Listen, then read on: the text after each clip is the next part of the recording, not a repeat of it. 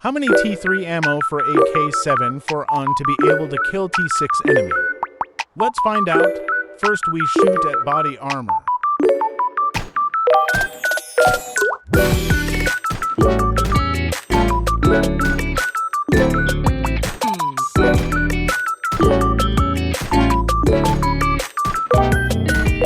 Okay, need 16 bullets.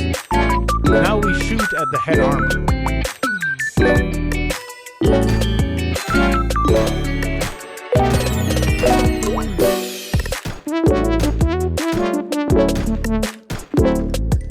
Well, it takes 13 bullets to kill a T6 helmet. Subscribe.